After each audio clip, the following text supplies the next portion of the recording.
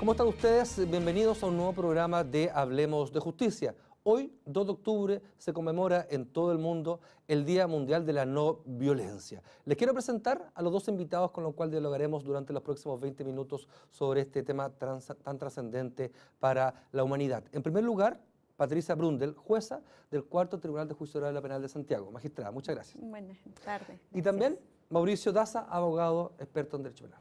Muchas gracias por la invitación. Les quiero invitar a ver una nota introductoria que nos va a dejar el pie listo para que luego conversemos principalmente con preguntas realizadas por los usuarios de redes sociales del Poder Judicial. Los invito a ver la siguiente nota. Fue el 15 de junio de 2007 en que la Asamblea General de Naciones Unidas fijó el 2 de octubre como Día Mundial de la No Violencia, en homenaje al natalicio del líder independentista indio Mahatma Gandhi. Frases como "la no violencia es la mayor fuerza a la disposición de la humanidad" son consignas que dejó Gandhi y que inspiraron a los 192 Estados miembros a comprometerse en la lucha por erradicar la violencia y establecer una cultura de paz, tolerancia y comprensión. El principio de la no violencia rechaza el uso de la violencia física en las luchas sociales o políticas. Su lógica es que el poder de los gobernantes radica en el consentimiento del pueblo, el que puede ser retirado por parte de la población, generando las presiones necesarias para provocar cambios. Los tipos de acciones que caracterizan a la no violencia son las protestas pacíficas, incluyendo marchas y vigilias, la no cooperación por parte de la ciudadanía y las intervenciones no violentas como bloqueos y ocupaciones. Según el ex secretario general de la ONU, Ban Ki-moon, la educación es la clave para expandir el mensaje de la no violencia y así promover el diálogo y el entendimiento para vivir en armonía. Día Mundial de la No Violencia, un tema amplio, general, pero por lo menos trascendente también, o sea, tiene que ver con un comportamiento de las sociedades. Como les contaba al principio de este programa, el sustento principal de las interrogantes viene de la misma ciudadanía. En redes sociales del Poder Judicial hacemos estas mismas preguntas y lo que intentamos es que podamos responderlas dentro de este programa. Le quiero invitar a ver la primera pregunta de usuarios de redes sociales del Poder Judicial. Gabriela del Pilar Ponce escribió en el Facebook del Poder Judicial y dice: ¿qué se define por violencia? Magistrada, la legislación chilena, las normas que aplican los jueces, ¿cierto? ¿Hay algún concepto que defina este bien superior? No hay una definición de violencia, pero sí se entiende como cualquier fuerza física o psicológica que trate de poner sobre una persona de manera de cambiar su voluntad, su razón, o a obtener una actitud de ella que no desea.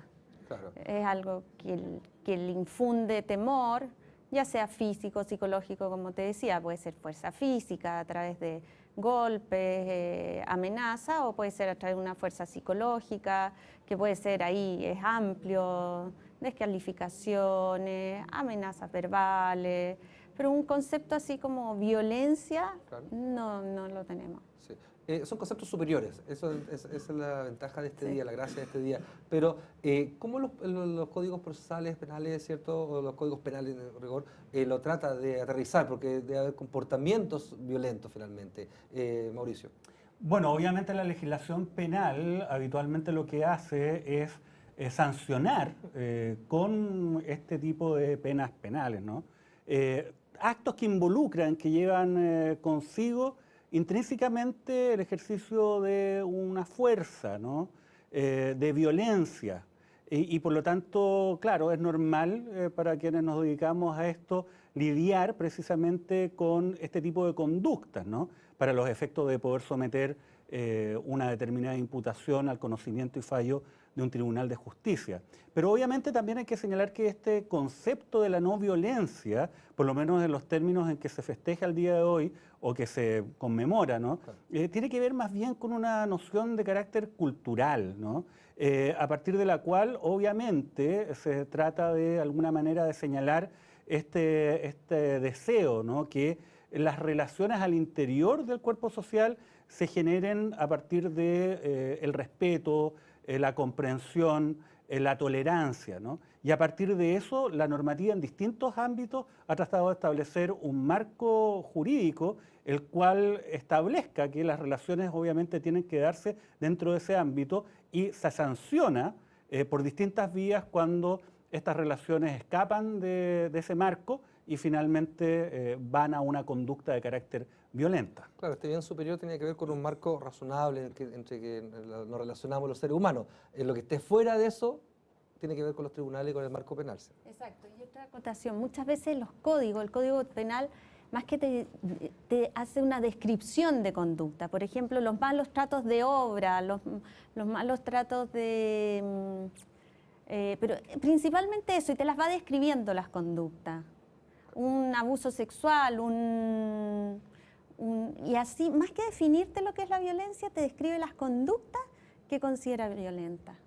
Sigamos con las preguntas de redes sociales, por favor. Camila Magri escribió en el Facebook del Poder Judicial: ¿cuáles son las leyes que penalizan la violencia en Chile?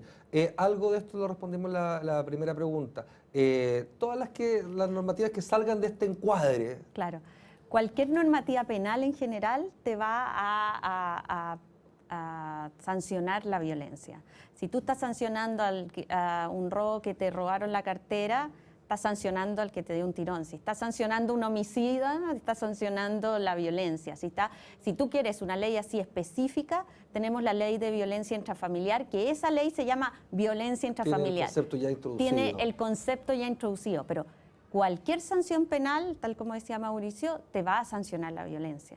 En rigor, los tribunales penales están para esto, están para cuestionar, enjuiciar y penalizar todos los comportamientos que estén fuera de este marco que decías tú, Mauricio, al principio. Claro, si uno considera que la normativa penal finalmente lo que hace es reprochar y tratar de sancionar aquellas conductas que son consideradas como especialmente graves en cuanto a su atentado a las normas que nos hemos dado como sociedad para nuestra convivencia, obviamente esto generalmente involucra grados de violencia que están implícitos en este tipo de conductas que son reprochadas por el derecho penal. Hay otros ámbitos en los cuales también se ha avanzado en el tema de la violencia, ¿no? Desde normativas que se vinculan con la violencia intrafamiliar, como se ha señalado, hay normativas especiales para determinadas dinámicas sociales, como por ejemplo la ley de violencia de los estadios. Le voy a decir lo mismo, Claro. o sea, hay leyes que ya llevan su nombre asociado a esto.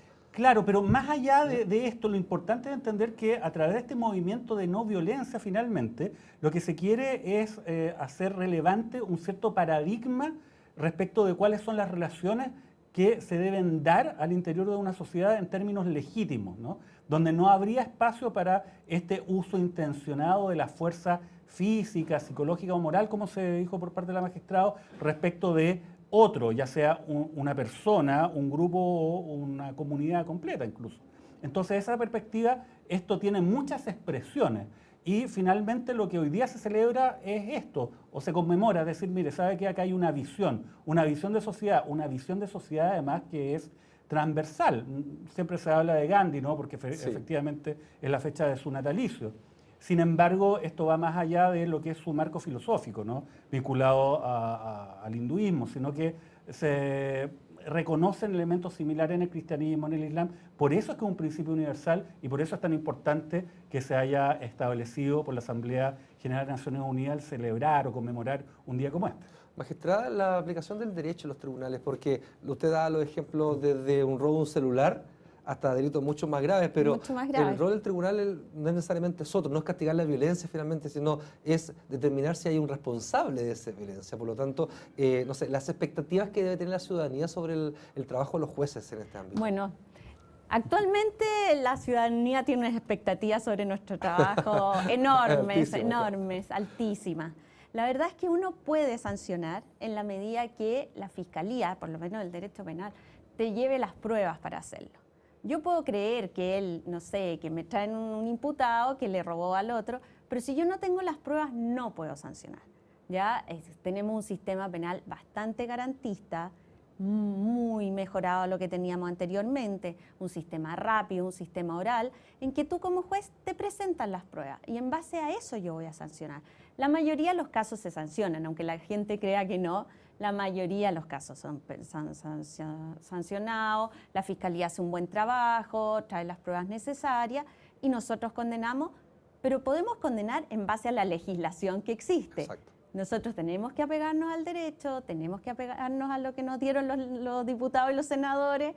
No podemos, muchas veces la gente quiere más o quiere a todo el mundo preso pero tenemos un sistema garantista en que debemos aplicar la ley. Sí. Y lógico, los delitos que tienen una mayor connotación de violencia son más mediáticos, está todo el mundo mirándolo, están expectantes y son más impresionables y la gente entiende mejor. Por ejemplo, no sé, yo estuve en el juicio de Zamudio y era realmente un delito violentísimo, violentísimo. Creo que fue de los más grandes que he visto en todo el tiempo que llevo de juez.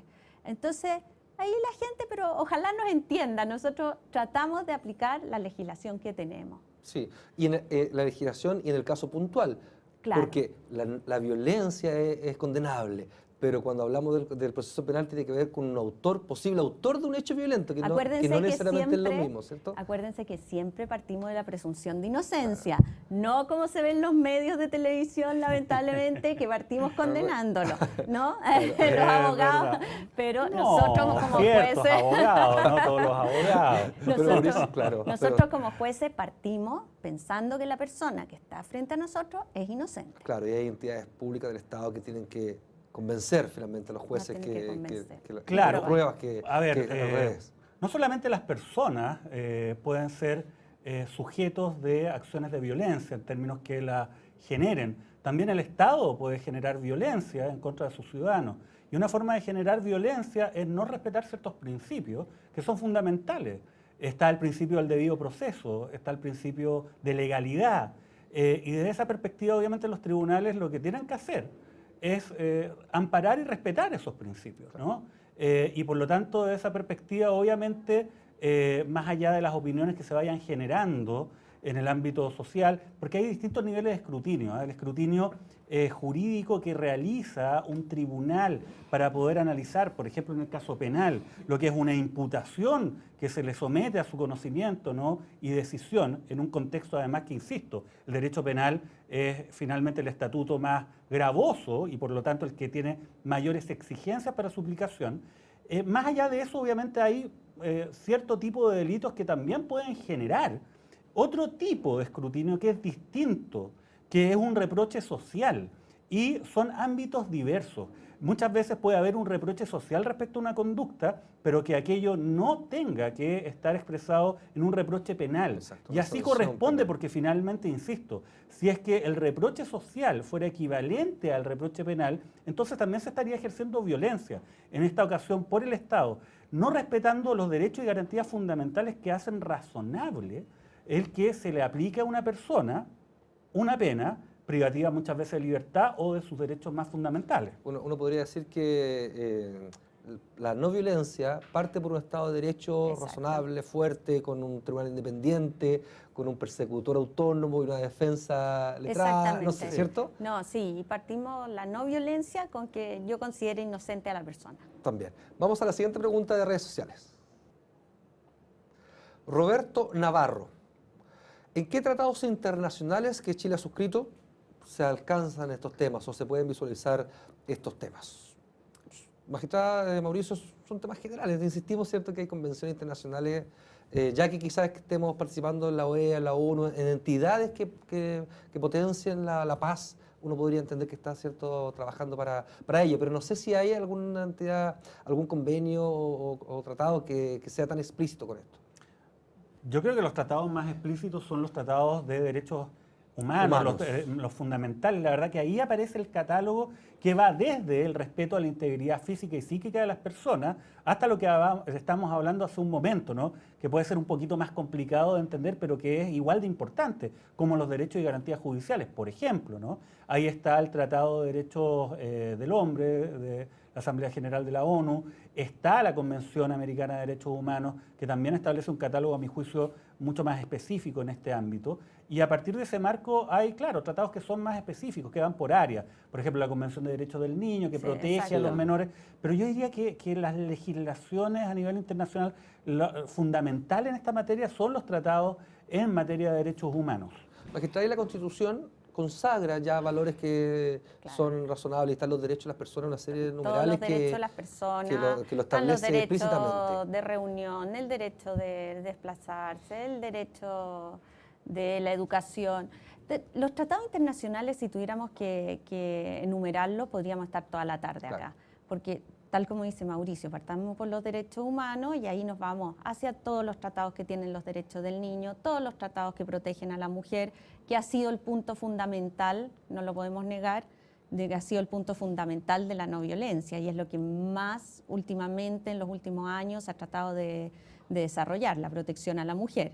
Protección a grupos que han sido vulnerables durante la historia. Exactamente, ha sido un gran punto vulnerable. Están todos los tratados también de protección a los migrantes, todo eso podríamos estar, y Chile tiene muchísimos tratados suscritos, así que quien preguntó se tiene que quedar tranquilo, tenemos mucho y están aplicándose en Chile. Y los jueces y los abogados tienen las herramientas legales necesarias para poder enumerarlo y consagrarlo dentro de... Sí, por ejemplo, lo que se había hablado ahora hace un momento, que creo que también ejemplifica bien cuál es el sentido de esta conmemoración, ¿no? Y cuál es el impacto que puede tener respecto de la labor de tribunales, ya que estamos hablando acá en el Poder Judicial, y además también en la normativa que se pueda aplicar. El caso Zamudio es un caso bien interesante. El caso Zamudio obviamente se aplicó la normativa que estaba vigente en ese momento para un delito que todos conocemos finalmente cuáles eran los antecedentes y cuál fue la condena que ahí se aplicó. Pero es lo que habíamos hablado, hay un ámbito de reproche penal que tiene que estar regido por las normas del debido proceso. En ese momento estaba regido por un comportamiento legal distinto al de ahora. Pero el reproche, pero el reproche social fue también de tal envergadura que se generó una necesidad de establecer nuevos instrumentos finalmente, claro, se aprobó la ley antidiscriminación denominada también ley Zamudio, que establece una tutela especial respecto a los actos de discriminación. Entonces, así como las sociedades van avanzando, pero lo importante es que haya una cultura de la no violencia al interior de nuestras sociedades y que esto se vaya, obviamente, por una parte, estableciendo a partir de nueva normativa que sea aplicable, pero también con prácticas que nosotros vayamos desarrollando como ciudadanos. Eso es muy relevante. Por ejemplo, siempre hubo una discusión en el ámbito penal respecto del femicidio. Más allá del debate que hubo en términos de opinión pública a nivel de academia, se discutió mucho, oye, pero ¿por qué vamos a establecer el femicidio si finalmente es un parricidio nomás? ¿Por qué establecer de que cuando el parricidio se comete, por un cónyuge, una conviviente, entonces tenía que denominarse femicidio? Tenía que ver con un componente cultural que es relevante en el derecho, porque era una forma para relevar un fenómeno que está muy arraigado lamentablemente en nuestra sociedad y que requiere de un cambio cultural, no solamente normativo, sino, insisto, a partir de las prácticas que cada uno de nosotros haga como ciudadano día a día. Magistrado, usted nos contaba, fue protagonista de la práctica de ese cambio. Usted, bajo la reglamentación antigua, le tocó juzgar el caso de Zamudio. Sí, yo estuve en el caso de Zamudio. Por la regla social homicidio, finalmente, lo penal clásico. Homicidio con agravado. Claro. Homicidio calificado. La sociedad entendió que era un estado superior de violencia con ciertas características distintas a la normativa vigente en ese minuto y nace una nueva norma. Nace una nueva norma porque en esta sociedad nacen muchas normas y también tenemos la ley Emilia, la llamada ley Emilia, en que, ahí también tienes violencia, manejo en estado de ebriedad y murió una niña, ¿no? Y Zamudio también. Nace esta nueva ley antidiscriminación que se aplica hoy, en su honor se llama ley Zamudio. Claro, lo que quiero decir es que en estos cambios que va a tener la sociedad comprendió que había que especificar legalmente aún más esa violencia, porque tenía ciertas características que no estaban consagradas. Pero ahí, como yo te decía, ya veníamos con la violencia del homicidio, que en todo delito está la violencia. Esta conmemoración, que es parte del natalicio, pero que trata de hacer cambios sociales, tiene que ver con cómo yo genero cambios dentro de la sociedad también amparados en la paz o en la no violencia, como dice el día. ¿Qué legislación o qué capacidades tengo yo como ciudadano de poder hacer cambios dentro de la no violencia? Por ejemplo, nuestra Constitución, nuestras leyes consagran la posibilidad de reunión, de protesta, de marchas, no sé, todo lo que yo quiera hacer individual o grupalmente para poder expresarme. ¿Tengo esa facultad como ciudadano o no? En mi opinión, la primera medida para combatir la violencia o ayudar a la no violencia es la educación. La Constitución consagra el derecho a reunión, el derecho a manifestación, no hay ningún problema. Pero si tú no educas en el sentido que yo tengo mi derecho, pero tengo que respetar a los demás, todo mi derecho tiene una obligación. Yo tengo mi derecho a reunión, pero no puedo estar rompiendo las tiendas que tienen las personas en las calles, no puedo estar rompiendo los focos y todo. Entonces, creo que la educación es lo principal que te puede ayudar a la no violencia, desde pequeño. Perfecto, yo tengo mi derecho, pero respeto a los demás. Respetando al otro. Respetando al otro. Mauricio. Sí, bueno, eso es cierto. Hay que decir de que el ejercicio del derecho a reunión, al poder expresarse, se ha visto manifestado con especial intensidad durante los últimos años, ¿no? Y creo que es un buen ejercicio como sociedad que tenemos que darnos, ¿no? El ver cómo se van generando estas dinámicas y también tratar de aislar a quienes no entienden que obviamente la manifestación no puede ser a costa del patrimonio público o privado de las personas que son titulares de aquellos bienes que terminan destruidos, ¿no? Por acción generalmente de ciertas minorías que lamentablemente siempre se llevan la mayor atención. Pero para generar estos cambios o para obtener, por ejemplo, el respeto de estas garantías, ¿no? Existen, yo creo, mecanismos que son bastante expeditos en nuestra legislación. Desde luego está el Estatuto Constitucional de Derechos y Garantías que amparan y protegen precisamente todos estos derechos, desde la integridad física, psíquica, hasta la posibilidad de reunirse, ¿no? Y que pueden ser además hechos valer a través de medios que son bastante directos, como acciones de protección, entre otras. Pero yo creo que acá lo relevante, insisto, es el generar un cambio cultural. Y este cambio cultural tiene que ser dado a partir del rol que cada uno de nosotros tenemos en distintos ámbitos, ¿no? La judicatura, obviamente, como se había dicho, aplicando la normativa, quienes tienen la responsabilidad de legislar, muchas veces, aunque esto parezca increíble, no se entiende, ¿no? Sí. Que es una función completamente distinta a la de aplicar esa normativa bajo ciertos criterios que sean garantías para todos. Esta función legislativa de nuestros parlamentarios, en conjunto con el Ejecutivo, también tiene que hacerse cargo de aquello, pero también nosotros mismos tenemos que entender que para relacionarnos en sociedad, para poder tratar de hacer valer un punto de vista, la vía no es el amenazar, el someter al otro a través del uso intencionado de algún tipo de fuerza, sino más bien una cultura basada en el respeto, en tratar de persuadir al otro.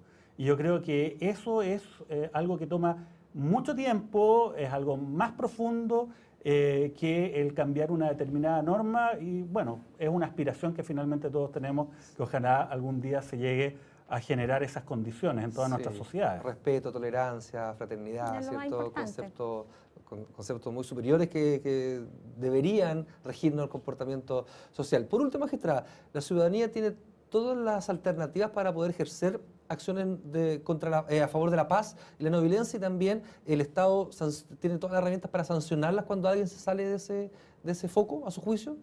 La sociedad tiene todas las herramientas para poder amparar y promover, y también para castigar dentro del sistema penal, dentro de la legislación. Dentro del sistema penal, absolutamente. Todas las condiciones para las dos. En mi opinión, nuestra Constitución consagra los derechos de las personas para respetar a los demás y no ser violento. Y si quieres, en este día de conmemoración de la no violencia, perfectamente puedes hacer una manifestación tranquila, por ejemplo, por la Alameda, pero respetando a los demás.